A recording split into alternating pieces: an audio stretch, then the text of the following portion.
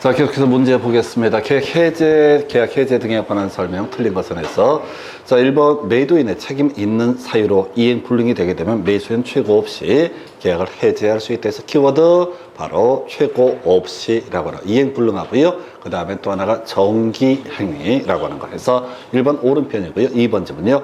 매도인이 매매 계약을 적법하게 해제했다 할지라도 자, 점점점 착오를 원인으로 그 계약을 취소할 수 있다. 오른편 되는 거죠. 해서 바로 착오에 따른 의사표시의 취소라고 해서 유의해 들어가면 어떻다? 취소할 수 있다 해서 이 매도인이 해제하게 되면 매도인 매수인에 대해서 뭘 주장할 수 있어요? 손해배상을 청구할 수가 있게 됩니다. 그 손해배상 책임에서 벗어나기 위해서 이 사람 착오를 이유로 의사표시를 취소할 수 있다. 요거는 이제 하나 체크를 한번 해볼까요?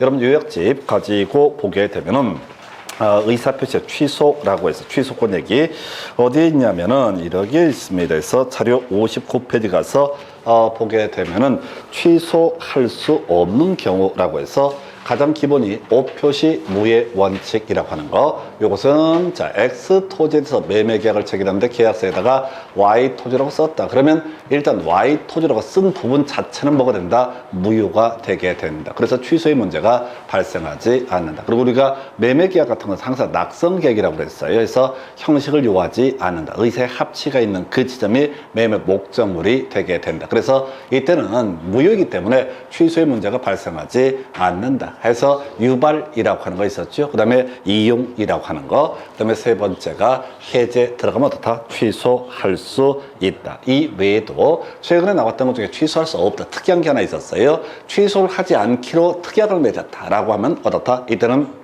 취소할 수 없다는 특수한 경우가 있었죠. 그래서 분명히 착오처럼 보이는 그런 부분이 있는데 착오 아니라는 걸 확정을 미리 한 거야. 그럼 나중에 가서 착오를 이유로 의사표시를 취소할 수 없다라고 하는 요게 이제 하나의 점. 어쨌든 취소할 수 있다 해서는 유의해 들어가면 어떻다? 취소할 수 있다. 그래서 이것도 거꾸로 하는 거야. 취소할 수 있다 앞에 뭐가 있어? 해제라고 하는 거 들어가면 어떻다? 취소할 수 있다. 이렇게 가는 거죠.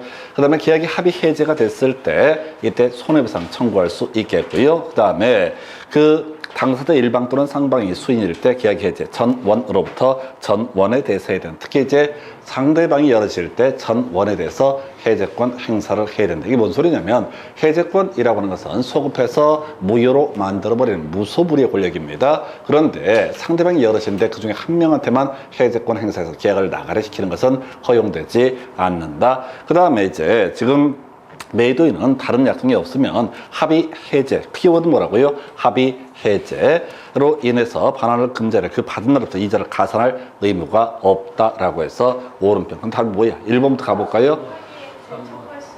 자, 다시 써봐요. 3번 계약이 합의 해제구나. 그래서 합의 해제가 된 경우는 어떠 손해배상을 청구할 수 없다라고 해서 미안해. 오늘 두 번째 삑사리가 났어.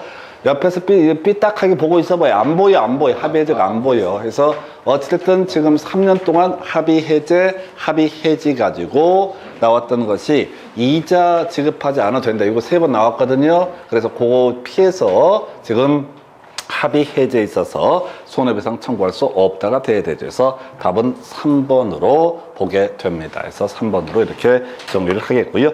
여러분 자료 가지고 또 해제권 또 보도록 하겠습니다. 어차피 공부 안 하시잖아요. 집에 가서. 참 공부를 날로 해요. 여러분들이 증만 따게 되면 이제 모양새 대박이야. 아무것도 안 하고 학원 몇 번 왔다 갔다 하고 해서 몇 번 아니고 좀 많이 다니긴 했네요. 그래서 하여튼 간에 공부 뭐 열심히 한다고 해서 되는 거 아니고요. 잘해야 되고 잘하는 건 답을 찍어내야 돼. 자, 여러분 자료 몇 페이지? 바로 90페이지 가서 확인을 해보도록 하겠습니다. 그래서 자, 90페이지 해제권 한 3분만, 2분만 간단하게 정리합니다. 그래서 해제권 행사 전원에 대해서 행사해야 된다. 근데 최고 불필요한 거 이행 불능하고요. 그 다음에 또 하나 이슈 정기 행위선 최고 없이도 해제권 행사할 수 있다. 해제권 행사하면 소급해서 무효가 되고 우리가 취소권 행사해도 소급해서 무효가 되는데 취소권하고 해제권의 차이는 뭐냐면 손해배상 청구할 수 있느냐 없느냐 이 싸움이에요. 그래서 자 애초에 법률적인 성립 과정에 흠결이 있으면 취소의 문제로 넘어가고 법률적인 성립 과정에 계약 성립 과정은 문제가 없는데 나중에 채무를 이행하지 않았을 때 해제 문제로 넘어가게 된다. 원상회복할 때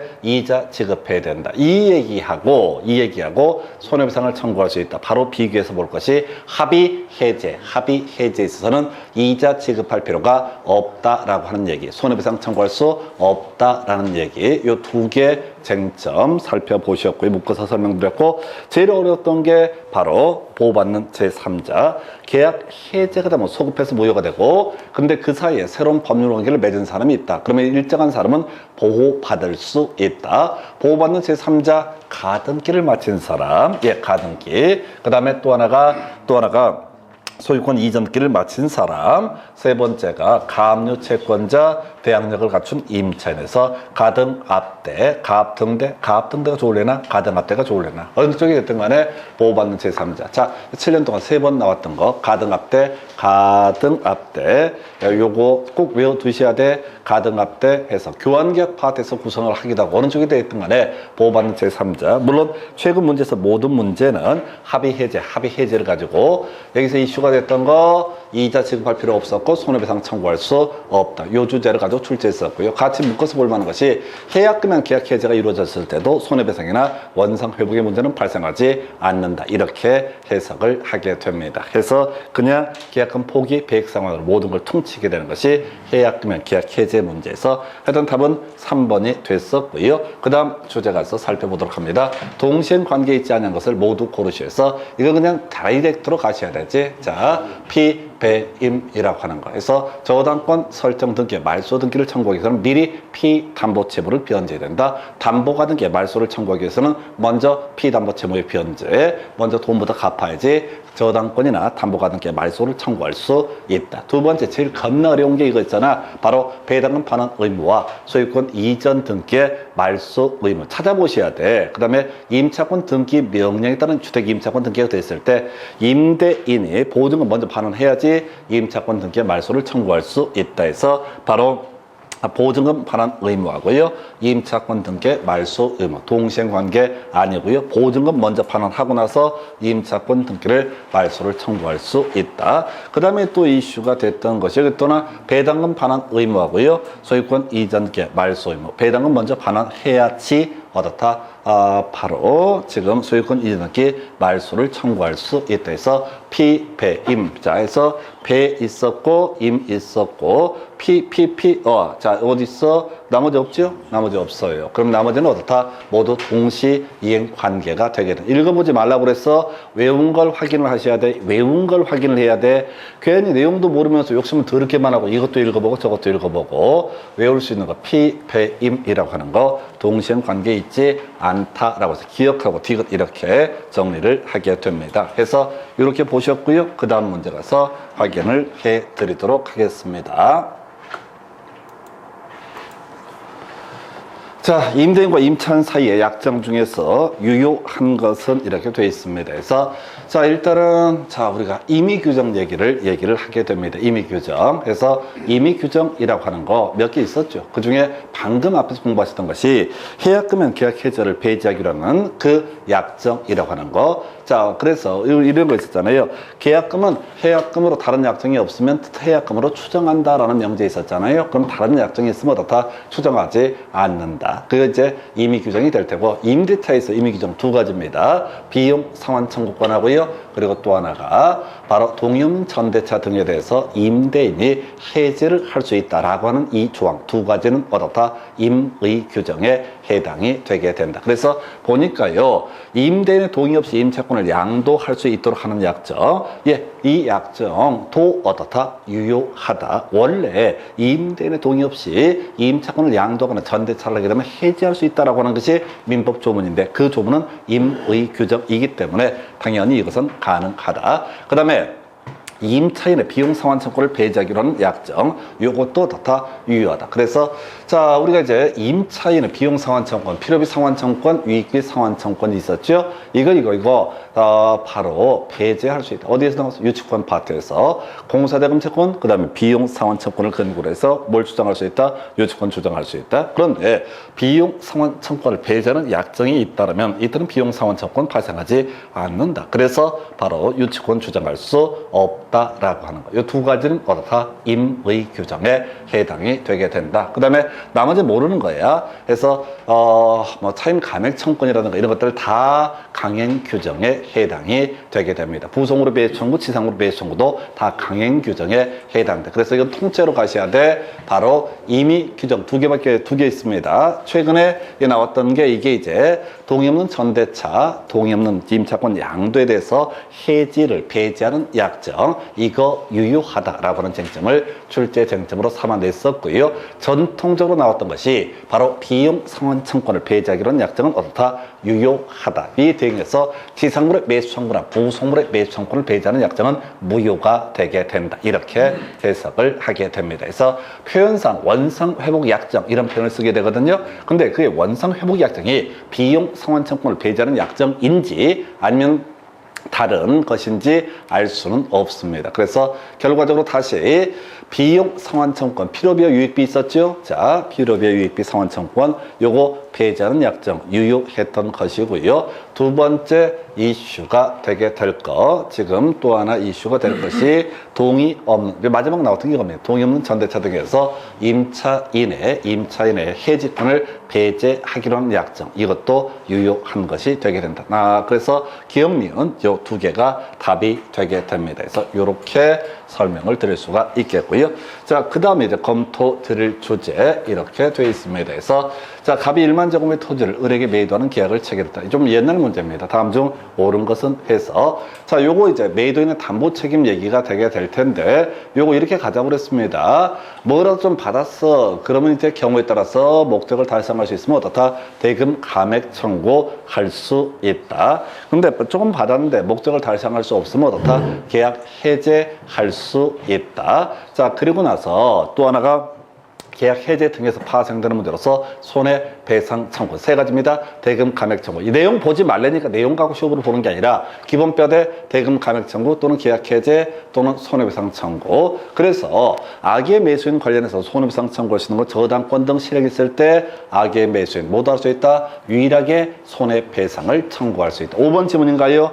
토지 설정된 저당권 실행으로 인해서 소유권을 취득할 수 없을 때 악인, 자, 매수인 손해배상 청구할 수 있다. 요거 옳은 표현 구성을 하고 있고요. 그래서 답은 이렇게 가는 거야. 일단은 악의 매수인 유일하게 손해배상 청구할 수 있는 게 뭐라고요? 저당권 등 실행 이렇게 가게 됩니다. 그래서 그 정도고, 자, 1번 지문 토지 전부가 병의 소유고 갑이 이를 을에게 이전할 수 없을 때, 자, 가볼까요? 전체 병 소유의 물건입니다. 자, 그럼 갑이 이 부동산을 을에게 매도하는 계약 체결할 수 있는가? 이 계약이 유효한가 했을 때 타임 권리 매매는 일단 유효한 계약이 되게 된다. 언제? 이행기까지만 자신의 채무를 이행하면 될 것이다. 근데 결국은 이제 이 갑이라는 사람이 병한테 이걸 뜯어내지 못한 거야. 그랬을 때 악인 을은 계약을 해제할 수 없다. 그럼 어떻게 하라고? 자, 받은 게 없으니까 대금 감액 청구는 안 되는 거야. 손해배상 청구는 저당권 실행에서만 가능하다고 했으니까 안 되는 거고, 그럼 당연히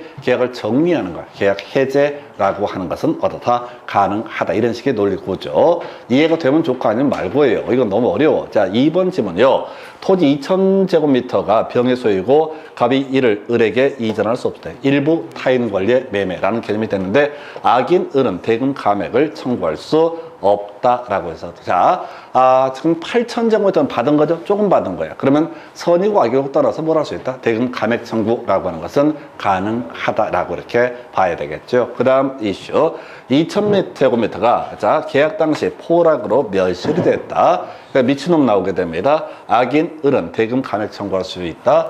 얘는 미친놈이야. 지금 8,000제곱미터밖에 안 된다는 걸 알면서 자, 10,000제곱미터로 계약을 체결한 거야. 이건 이제 수량 부족, 일부 멸실에서 악의 매수인은 정신병자입니다. 아니, 맨정신을 갖고 왜 8,000이라는 걸 알면서 왜 1만에 대해서 계약을 할 것이냐. 그래서 매도인의 담보책은 물을 수가 없다. 이런 논리 구조. 그 다음에 계약의 목적을 달성할 수 없을 때 계약 해제할 수 있다 해서 요거 틀리게 뽑았는데 쫓아가지 마요. 자, 일단 이 문제를 풀어갈 때는 이렇게 가십시다. 뭐 좀 받았을 때 계약의 목적을 나름 달성할 수 있을 때 대금 감액 청구, 받지 못하거나 받았어도 계약의 목적을 달성할 수 없으면 어떻다? 계약 해제 문제. 대신 손해배상의 문제는 악의 매수인 경우 딱 하나, 저당권 등 실행. 요거 하나만 이슈. 대단히 어려운 문제입니다. 그래서 이건 이제 사실 풀어서 맞추긴 되게 까다로운 형태 문제. 최근 문제에서 경매 나왔었죠. 그래서 경매에 있어서는 목적물의 하자, 담보책임 물을 수가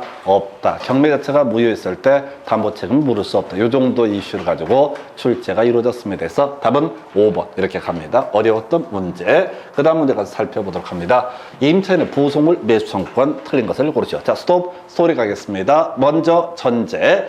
자, 임차인의 권리 중에서 자, 임차인의 권리를 논하기에 앞서서 필요한 개념이 뭐가 있느냐라고 했을 때 이렇게 가십시다. 자, 먼저 지상권이라는 물권이 있었죠. 지상권에서 파생되는 주제, 지상권의 존속기간 만료가 돼서 지상권이 소멸하게 되면 지상권자가 주장할 수 있는 게 뭘 할 수 있다? 지상물의 매수를 청구할 수 있다. 건물의 매수를 청구할 수 있다. 그럼 이제 지상권 설정자는 사줘야 된다. 이런 식의. 물론 이제 여기에는 갱신 청구, 거절 뭐 이런 사연이 일정하게 있습니다. 또 하나가 뭐가 있었죠? 유익비 상환 청구라고 하는 거 할 수가 있었죠. 자, 전세권 얘기 볼까요? 전세권의 존속기간 등이 만료가 돼서 전세권이 소멸하게 되면은 전세권자, 바로 건물 전세권 항상 전제를 해야 돼. 토지 전세권을 버리면 전체 그림이 깨지니까 건물 전세권에 있어서 자, 부속물의 매수를 청구할 수 있다라고 할 것. 자, 이 전세권자가 건물에 뭘 달라붙게 했다고요.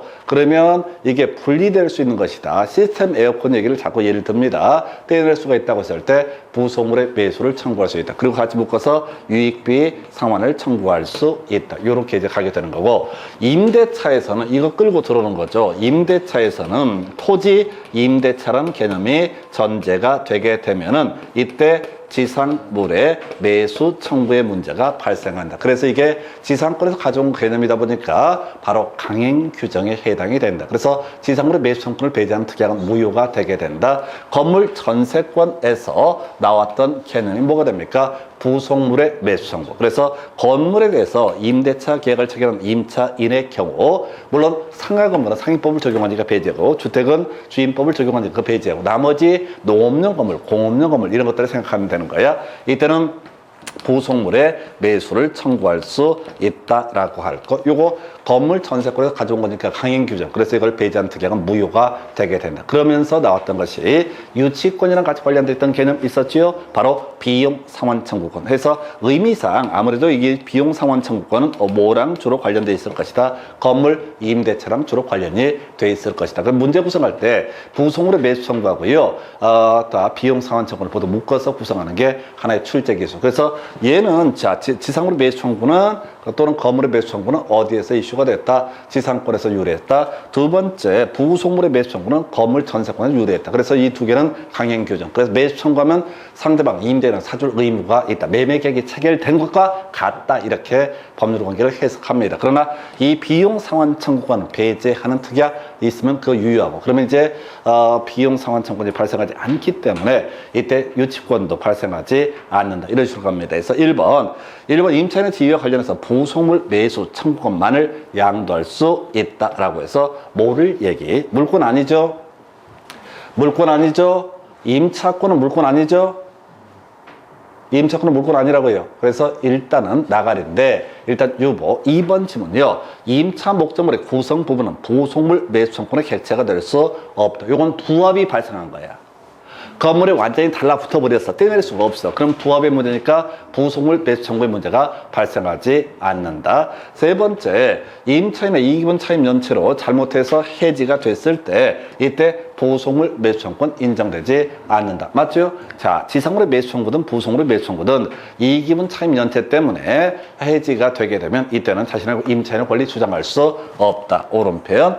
4번, 일시 사용을 위한 임대차 부속물 매수 청구권 인정되지 않는다. 요거 틀려. 자, 요거만 옳은 표현 해서 일시 사용을 위한 임대차에서 인정되는 권리 비용 상환 청구권이고요.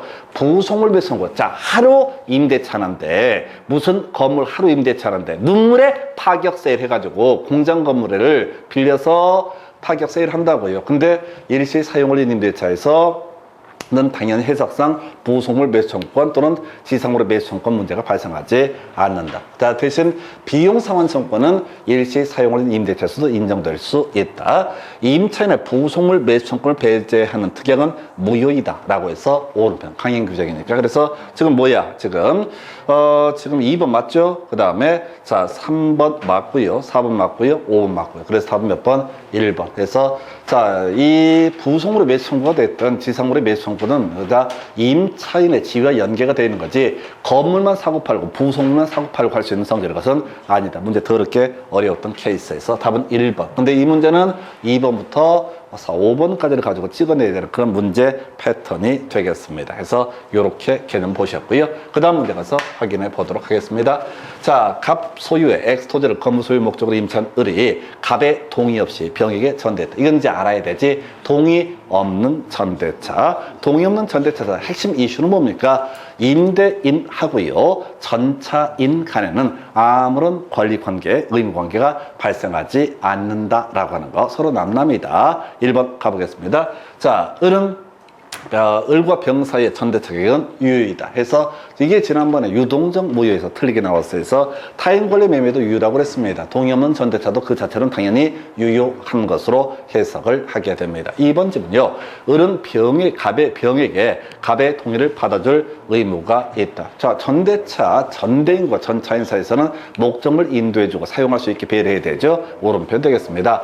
자, 갑은 임대차 계약이 존속하는 동안 X 토지 불법 점유를 이유로 병에게 차임 상당의 손해배상을 청구할 수 없다라고 해서 오른편. 자, 가볼까요? 갑 소유의 토지에 대해서 을이라는 사람이 임차인, 자, 동의 없는 전차인이라는 사람이 병이 된다. 그러면 임대차가 존속하고 있다는 얘기는 을한테 돈 다 받고 있거든요. 그럼 병한테 부당이득 반환 청구 등은 허용되지 않는다라고 할 것. 그 다음에 4번 갑이 을과의 임대차 계약을 해지하지 아니하면 X 토지 불법 점유를 이유로 병에게 차임 상당의 부당이득 반환 청구를 할 수가 없다. 오른편. 만약에 해지를 하면 불법 점유가 되니까 부당이득 반환 청구 등 가능할 수 있겠지만 해지를 안 하고 있을 때 이거 다 같은 얘기잖아. 지금 3번, 4번 다 같은 얘기입니다. 그래서 지금 월세를 받고 있다, 차임을 받고 있다. 그러면 갑은 손해보는 게 없으니까 병한테 뭐라고 할 수 없다. 그 다음에 5번 병의 갱신 청구를 갑이 거절했을 때 병은 전대차 종료 시에 갑에 대해서 지상물의 매수를 청구할 수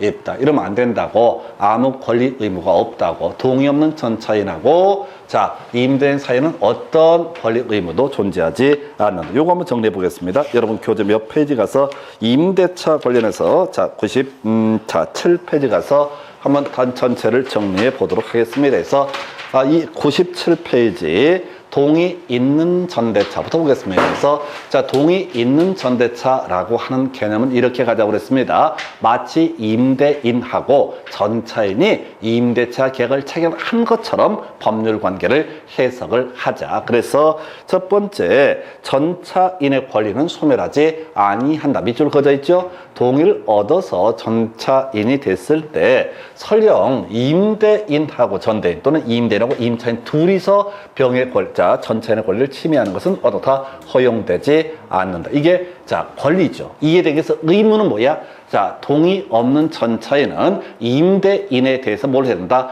차임을 지급할 의무가 있다. 근데 차임을 지급 안 해서 이 기분 연체하게 됩니다. 그러면은 자, 이때 임대인은 동의 없는 전차인한테는 직접은 계약을 체결 안 했으니까 해지를 못해. 그래서 임대인은 자, 지금 임차인한테 해지를 할 수가 있다. 대신 굳이 전차인에게 통지할 필요가 있다 없다? 없다. 돈 안 준 놈이 누구니까? 동의 없는 전차인이기 때문에 이렇게 가야 될 것이고요. 그래서 자, 지금 전차인에게 통지하지 않더라도 전차권 소멸하게 된다. 이걸로 끝나는 거야. 그래서 다시 동의 있는 전대차에서는 마치 임대인과 전차인 사이 임대차 계약이 체결된 것처럼 해석을 하게 된다. 그래서 같이 갑시다. 갑하고 병이 만약에 임대차 계약을 체결했다 하십시다. 그럼 갑하고 우리 합의해서 이 병 동의 권리를 침해하는 것은 전혀 인정될 여지가 없다. 그런 얘기예요. 그리고 이 사람이 차임을 지급하지 않게 되면 이 사람 권리 소멸해도 상관없죠. 근데 갑의 입장은 바로 해지를 병한테 할 수 없으니까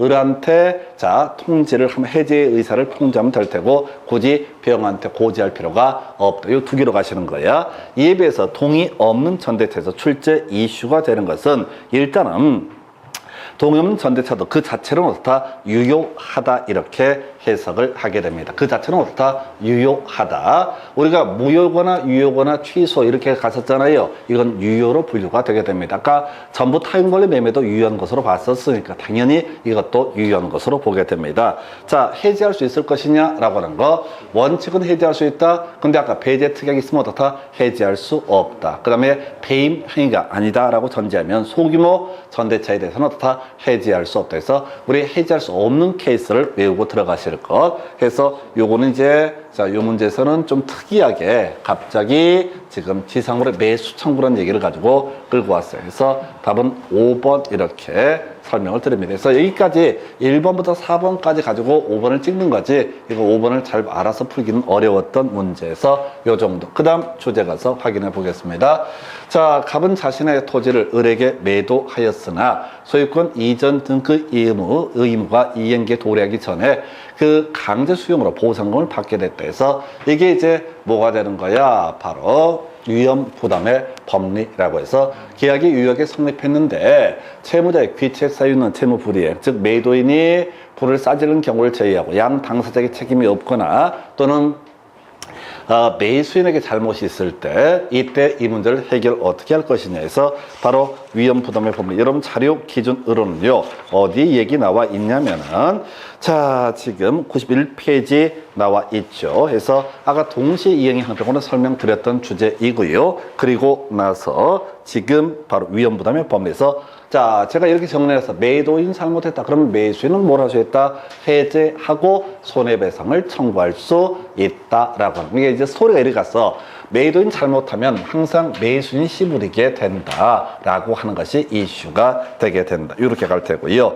그 다음에 이제 매수인이 가서 지금 이행기 전에 건물 총수에다 불을 싸질러 버렸어. 매수인 잘못이지 않습니까? 또는 수령 지체 중에 안 받은 거야. 빨리 등기 넘어 받아가라고 하는데 안 받다가 양 당사자에게 책임 없는 사유다. 그러면 결국 매수인 잘못이야. 그럼 매도인이 씨부리게 된다. 야, 대금 줘! 라고 하는 거 당연히 주장할 수 있겠고요. 자기는 소유권 이전기를 할 의무를 면하게 된다. 다만 중요한 쟁점, 소유권 이전기 면함에 따라서 자신이 얻게 될 이익이 있다. 즉 만약에 이전 등기 비용, 원칙은 매수인이 부담을 해야 되는데 매매 비용에 대해서는 당사자가 특약이 있으면 어떻다? 그 특약에 따르게 된다. 매도인이 야, 소유권 이전기 비용을 담당을 하겠다라고 했는데 매수인이 기분 좋게 가서 청소하다가 건물을 홀라당 불을 내버렸다라고 하게 되면 그 이전 등기 비용, 자 자신의 채무를 면함에 따라서 얻게 되는 이득은 어떻다? 반환해야 된다. 이렇게 할 테고 양 당사자에게 책임 없는 사유. 그러면 매도인도 매수인도 한마디씩 하게 되죠. 먼저 매도인의 입장에서 얘기를 합니다. 수용 얘기가 바로 이런 거잖아.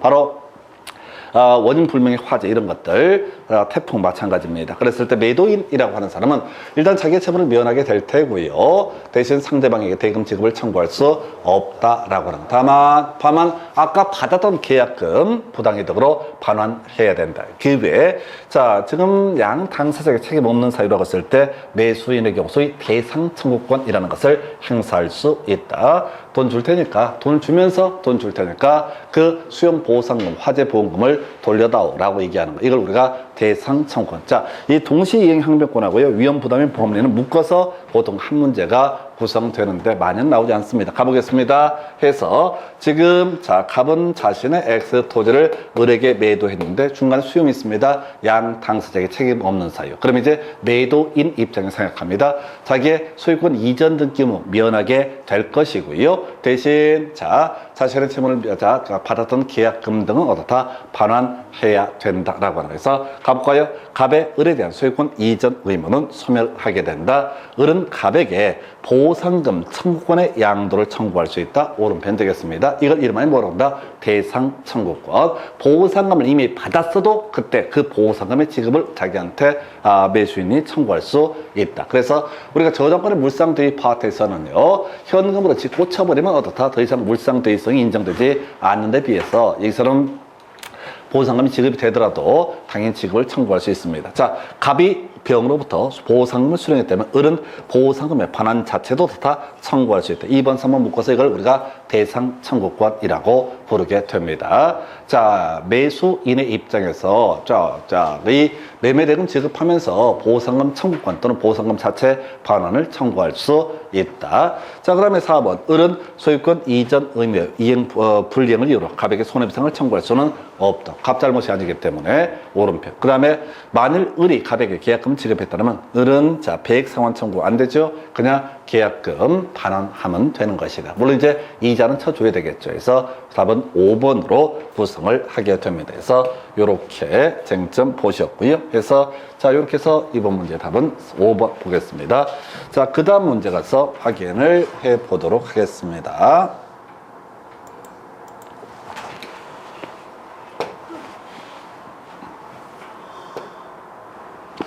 자, 2019년 9월 9일 날 X부동산을 취득하는 갑은 친구들과 명의신탁을 약정. 요거 이제 반갑다.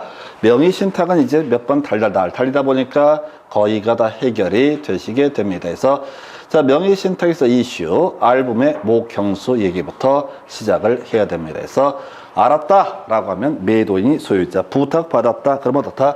매도인이 소유자, 몰랐다 명의신탁의 약정 사실을 그러면 수탁자가 소유자. 그 다음에 경매, 제일 중요한 게 경매. 경매선 수탁자가 소유자. 그래서 소유자를 뒤지게 찾았어. 그럼 뭐 하려고 그런 거야? 바로 소유권에게 물권적 청구권 이런 개념을 설명을 드리기 위해서 해서 일단은 가장 첫 번째 단계는 소유자가 누구냐를 찾는 게 이슈고 두 번째 대부분의 문제는 소유자가 누구냐에 따라서 그 소유자가 소유권에게 물권적 청구권 행사할 수 있다. 그래서 예를 들어서 등기, 말소 청구 이런 것들 소유자가 주장을 할 수 있다. 사안이 이런 게 있었죠. 자, 삼자간 명의신탁하고요, 계약 명의신탁 두 가지가 주로 이슈가 되게 되는데 계약 명의신탁이라고 하는 것은 갑이 수탁자, 신탁자가 수탁자에 대해서 어떻다? 일정한 대금을 지급을 하고 이 수탁자가 누구한테? 매도인한테 다시 대금을 지급하는 관계. 이게 바로 계약 명의신탁. 그래서 필드에서 보이는 것, 밖에서 보이는 것은 매도인과 수탁자만 보이는 케이스.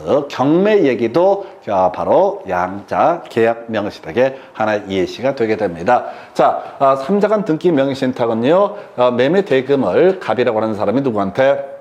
병이라는 매도인한테 지급을 하고 부탁을 합니다. 등기는 누구한테? 수탁자에게 넘겨달라 해서 자 요렇게 이루어진 등기를 삼자간 등기 명의신탁. 그래서 자 삼자간 등기 명의신탁은 부탁받고 얘기를 들었으니까 아니까 소유자는 누가 된다? 매도인이 소유자가 되게 된다. 계약 명의신탁 묶어서 가야 되죠. 자, 지금 이제 어떤 이유로 이 매도인이 명의신탁 사실을 알게 된다. 그러면 일단은 수탁자, 매도인이 소유자가 될 테고 몰랐다라든가 경매다. 그러면 어떻다? 수탁자가 소유자가 되게 된다. 이게 세팅이 되셔야 돼. 해서 가보겠습니다. 2019년도에 자, X부동산을 취득하려는 갑과 갑은 친구들과 명의신탁 약정을 하고 자, 지금 명의신탁, 을이 자, 이 계약 명의신탁이거든. 을이 갑이 을한테 돈을 주고 약정, 이 사람의 신탁자, 이 사람의 수탁자, 을이 모르는 병한테 어떻다? 이 부동산의 소유권 이전기를 받게 된다. 그러면 이제 소유자 누가 된다? 수탁자가 소유자가 되게 된다. 근데 여기서 이제 제일 기본이 뭐냐면 자, 우리가 명의신탁 약정은 무조건 무효 이렇게 가자고 그랬습니다. 사령할 때. 그래서 약정은 무조건 무효야. 만약에 약정이 유효가 되어버리면 신탁자가 소유자가 되는 거야. 명의신탁이라는 개념 자체가 등기 명의는 수탁자로 하되 실소유자는 누구로 하자? 신탁자로 하자라는 약정을 가리켜서 바로 명의신탁 약정이라 부르게 됩니다. 만약에 약정이 유효가 되어버리면 논리체계상 소유자가 누가 돼야 된다? 소유자, 신탁자가 소유자가 된다. 근데 알범의 모경수 공식에 따라서 이때는 누가? 수탁자가 소유자. 그래서 약정은 뭐가 된다? 무효 이렇게 가야 돼. 약정 무조건 찾아봐야 돼. 약정. 일단 무효. 그래서 1번 틀렸고 2번 질문요. 갑은 을한테 자, X부동산의 등기 이전을 청구할 수 없다. 맞죠? 갑이 을한테 부동산을 준 건 아니잖아. 돈을 줬던 거지. 돈을 달라고 하는 건 별개 문제로 갑이 을한테 등기 이전을 청구할 수는 없다라고. 이거 누구 거니까? 을 거니까. 우리 알아서 주는 건 별개의 문제고 자, 갑이 을한테 등기를 넘겨달라고 주장할 수 없죠. 세 번째, 갑은 을에게 제공한 부동산 매수자금 회수를 담보하기 위해서 유치권 행사할 수 있다. 이제 외울 때도 됐지. 유치권은요, 공사 대금 채권이나 비용 상환 청권 이게 있어야만이 어떻다 유치권 주장할 수 있죠. 그래서 이것도 틀렸고요. 병은 특별한 사정이 없는 한 을명의 등기 말소를 청구할 수 있다라고 해서 가볼까요? 병이 왜 지가 나서서 등기 말소를 청구합니까? 청구할 수 없죠. 소유자 누구니까? 을이니까. 그 다음에 지금 5번 을이 자의로 이 부동산의 소유권을 갑에게 이전했을 때 갑은 소유권 취득하는 거죠. 이미 을이 소유권 가지고 있는 상태에서 쥐가 누굴 주든 말든 그게 뭔 상관이야. 그냥 그래서 답은 몇 번? 2번 이렇게 구성을 하게 됩니다. 다시 힘들어도요 R분의 모경수 공식에 따라서 특히 경매 얘기 요즘 많이 나옵니다. R분의 모경수 공식에 따라서 소유자 찾아봐야 되고 소유자가 뭘 주장할 수 있다? 소유권이 그냥 물권적 청권 행사할 수 있다. 물론 이 문제에서는 이 대금을 넘겨줬던 신탁자가 수탁자한테 대금 반환을 청구할 수 있지만 소유권 이전기 이걸 청구할 수는 없죠. 해서 답은 2번으로 구성을 한 사례. 그 다음 문제 보겠습니다. 을은 갑으로부터 6천만 원을 차용하면서 자기 소유 X 토지에 담보가등기를 설정해 줬다. 해서 을 소유의 X 부동산에 대해서 갑이라는 사람이 뭘 가지고 있다? 담보가등기라고 하는 것을 가지고 있다.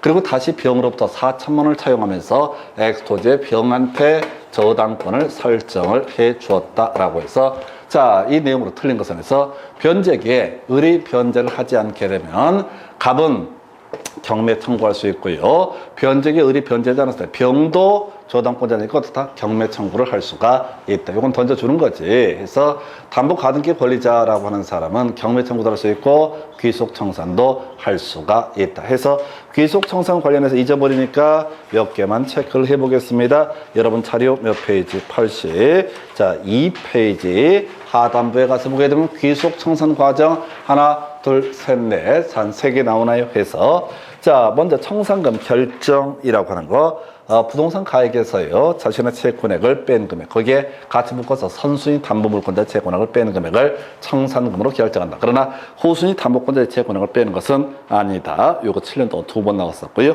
한번 청산금을 채무자 등에게 통지가 이루어지게 되면 채권자는 더 이상 어떻다 다툴 수가 없다라고 할 거. 한편 후순위 권리자 청산기간 한정해서 경매 청구도 할 수가 있다. 변제기 도래 전이랄지라도 왜 이게 이제 채무자하고 담보가등기 권리자 작당해서 자신의 권리를 침해하는 것을 막기 위한 것이다.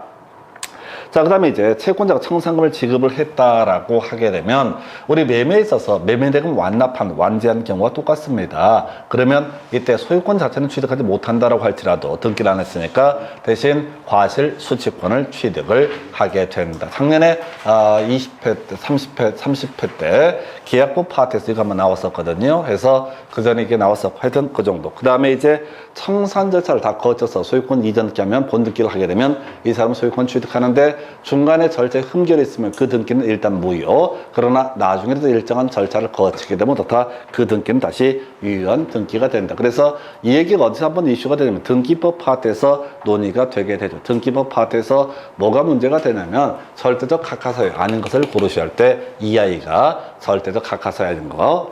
등기관 직후로 말소해야 되는 것 중에 아닌가 할 때 요거 한번 출제가 됐습니다. 그러다 치고 변제기에 을이 변제하지 않으면 갑은 청산 절차 없이도 본등기 청구할 수 있다 해서 겁나 유치하게 뽑았죠. 그래서 당연히 청산 절차 지금 설명드린 과정을 거쳐서 다 본등기 청구할 수 있다. 을의 다른 채권자가 경매를 신청하면 갑은 병보다 우선 변제받을 권리가 있다. 경매가 진행되면 갑이 선순위 권리자고 후순위 권리자가 병이니까 갑이 우선적으로 배당을 받게 된다. 5번 질문 을의 채권자가 다른 채권자가 경매를 신청해서 매각되면 갑의 가등기 담보권은 소멸한다. 이걸 기억하셔야 돼. 저당권은 무조건 경매세라면 소멸하게 되는 거죠. 담보가등기, 가등기 담보권도 당연히 어떻다.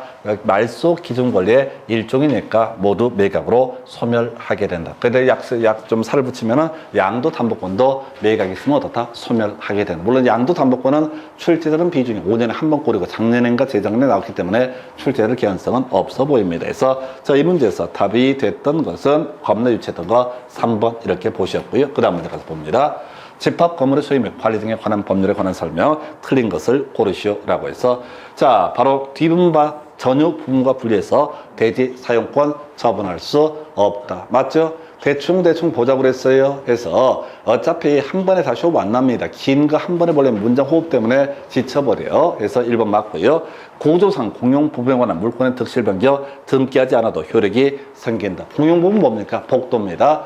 복도에게 계속 등기할 수 없어요. 복도는 등기할 수 없습니다. 그래서 최근에 나왔던 문제 시효 취득도 복도에 대해서는 다 인정되지 않는다. 등기할 수 없는데 무슨 등기 청권이 발생하겠습니까? 옳은 표현 되겠고요. 3번 모르겠고, 4번 건물의 시공자가 전유 부분에 대해서 자 구분 소유자에게 지는 담보 책임의 존속기간 전인도 이거 기억해 달라고 그랬습니다. 26회 때 문제 그대로 끌고 들어왔는데 전인도 전유 부분에 있어서 하자 담보 하자 보수의 제척기간 인도 받은 날부터 기산하면 돼서 26회 때 문제 끌고 들어왔고요. 자 그래서 답이 4번이고 5번 자 공유자가 공용 부분에 대해서 다른 공유자에 대해서 가지는 채권 특별 승계에 대해서 행사할 수 있다. 이게 볼 때만 짜증나는데 저희 관리비 채권입니다. 관리비 채권에서 답은 4번이고 자 요거는 이미 몇 번 봐왔던 문제에서 답은 4번. 자 집합건물법 간단하게 한 번만 체크를 하겠습니다. 많지 않아요. 여러분 자료 76페이지 가서 확인해 보겠습니다. 그래서 자, 구분소유권을 구성하는 것, 전유 부분에 관한 권리. 이게 구분소유권의 본질이 되게 된다. 그래서 전유 부분에 하자 담보 기간, 구분소유자가 인도된 날부터 기산하게 될 테고요. 그 다음에 공용 부분만을 처분하는 것, 공용 부분에 관한 지분을 처분하는 것은 허용되지 않는다. 그 다음에 최근 문제에서 한참 이슈가 되는 게 공용 부분에 관한 물권의 득실 변경은 등기 필요치 않다. 등기할 수 없습니다. 등기할 수 없습니다. 그래서 공용 부분에 관한 시효 취득도 인정되지 아니한다. 그리고 지금 보신 지문 전유 부분과 분리해서 대지 사용권만을 처분할 수는 없다라고 할 것. 그 밑에 어려웠던 거 있었죠? 공용 부분 용도에 따라 사용하고요. 공용 부분 복도에 관한 관리비는 지분 비율에 따라서 부담하게 된다. 이게 일반적인 공유에 있어서는 지분 비율에 따라 사용하고 지분 비율에 따라서 관리비를 부담한다라고 이렇게 돼 있습니다. 그래서 지난번 한번 자 요거 틀린 걸 고르셔야 할 때 바로 공용 부분 자 지분에 따라서 사용하고 관리비를 부담한다 해서 어렵게 나왔던 문제가 있었습니다. 자, 그 다음에 중요 쟁점 나와 있죠. 관리위원회 위원 구분 소유자 중에서 선정하게 된다. 이에 비해서 관리인이라는 것은 구분 소유자일 필요가 없다. 마지막 쟁점 재건축 5분의 4, 5분의 4 7년 동안 2번 출제가 됐었고요. 여기서 파생되는 주제 설금 분속이라고 하는 거, 설계 개요라고 하는 거, 계략적으로 산정한 금액, 비용, 분담에 관한 사항, 새 건물의 구분소유권 귀속에 관한 사항, 설금 분속이라고 하는 거. 그 다음에 2개월 기억해 달라고 그랬습니다. 30회 때 구성이 됐던 것이 만약에 5분의 4, 5분의 4에서 재건축 결의가 있을 때 동의하지 아니한 사람에 대해서 확답을 촉구했는데 답을 하지 않게 되면 거절한 것으로 본다. 이 쟁점을 가지고 출제가 이루어졌습니다. 그래서 하여튼 이 정도 답은 4번 되겠고요. 그 다음 넘어가서 검토 드릴 주제. 자, 을은 갑소유 X주택에 대해서 보증금 5억으로 임대차 계약을 갑과 체결한 다음 즉시 대항 요건을 가지고 확정 일자를 받아서 현재 거주하고 있다 해서 갑소유의 X주택에 대해서 을이라는 주택 임차인이라는 사람 자 주임법에 따라서 대항력 그리고 확정 일자까지 받게 되면 자 우선 변제권까지 발생하게 됩니다. 그래서 1번 지문요.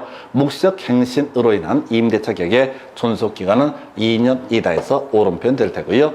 임대차 기간을 1년으로 약정했을 때 임차인만 그 기간이 유효함을 주장할 수 있다. 임차인 누굽니까? 을이죠. 을만 어떻다? 그 기간이 유효함을 주장할 수 있다 해서 2번을 지금 틀리게 구성이 됐습니다. 3번 지문요. 임대차 계약이 묵시적으로 갱신됐을 때 임차인 을은 언제든지 갑에게 계약 해지 통지할 수 있고 몇 개월 후에 3개월 후에 어떻다? 그 효력이 해지 효력이 발생하게 된다 해서 자 우리 전세권 할 때 66 있었고요. 존속기간에 정함이 없는 임대차에서 토지 임대차에서 61 있었고요. 자 주임법 상임법상은 X의 3이라고 해서 임차인만 해지 통지할 수 있고 3개월 지나면 어떻다? 그 효력이 발생하게 된다라고 할. 그래서 자, 을이 오른편. 4번, 을은 임대차가 종료된 후, 자, X주택의 소지를 권할 법원에 임차권 등기 명령 신청할 수 있다. 해서 보증은 반환되지 않게 되면 어떻다고요? 주택 임차권 등기 명령 신청해서 법원의 촉탁에 따라서 주택 임차권 등기가 이루어질 수 있다. 그 얘기고요.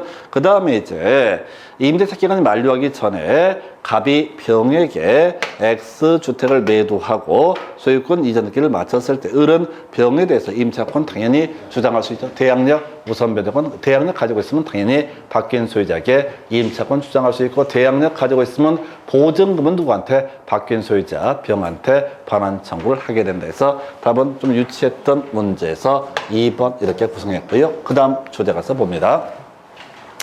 자, 상가 임대인이 그의 임차인이 주선 신규 임차인이 되려는 자와 임대차 계약 체결을 거절할 수 있는 경우를 모두 고른 것은 해서, 자, 이게 이제 요즘에 거의 이슈가 그거죠. 지금 이제 지금 이 상인법 관련해서는 거의 이제 복불복인데 뭐가 나올지 딱 떨어지지 않는데, 자, 내용 한번 체크 간단하게 하면서 말씀드릴게요. 그래서 여러분 자료 몇 페이지?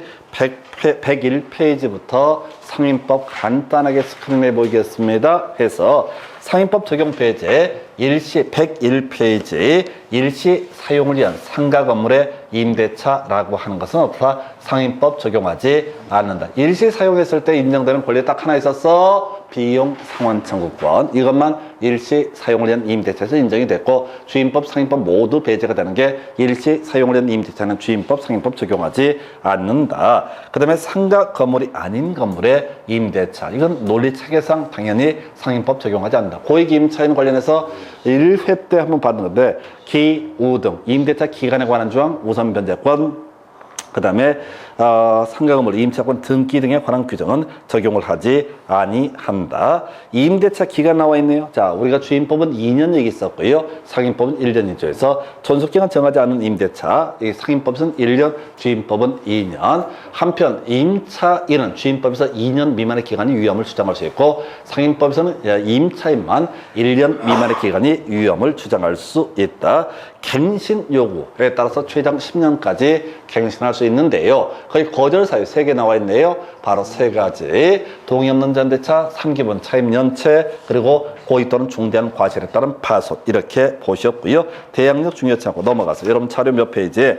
바로 102페이지에 권리금 회수 기회, 보호 등 관련한 쟁점 보게 됩니다. 해서 102페이지 권리금 회수 기회 보호 배제 사유, 사실 더럽게 많습니다. 너무 많아서 외울 수가 없어요. 자, 법에 나오는 거 다 이제 한두 개가 아닌데, 그 중에서 지금 앞에서 공부했던 거 계약갱신 거절 사유 3개 있었죠. 이거하고 1년 6개월 이상 공실로 두게 되면은 임대인은 권리금 회수기에 보호해주지 않더라도 손해배상 책임에서 벗어날 수 있다라고 하는 거. 그러니까 이런 식이야. 내가 임대인, 건물 소유자인데 자꾸 이제 권리금 서로 연계하면서 계속 임차인을 끌고 오는 거야. 이제 내가 이 장사하고 싶어, 예를 들어서 그랬을 때 그 새로 권리금 주겠다는 임차인을 받아주지 않게 되면 자기 손해배상 임차인한테 해야 된다. 기존 임차인한테 손해배상을 해야 될 텐데, 내가 알았으니까 1년 6개월 동안 공실을 두겠다라고 해서 1년 6개월 비워두게 되면 어떻다고요? 이때는 권리금 회수기에 보호해주지 않더라도 손해배상 책임을 지지 아니한다. 그래서 이건 3개 있고요. 요거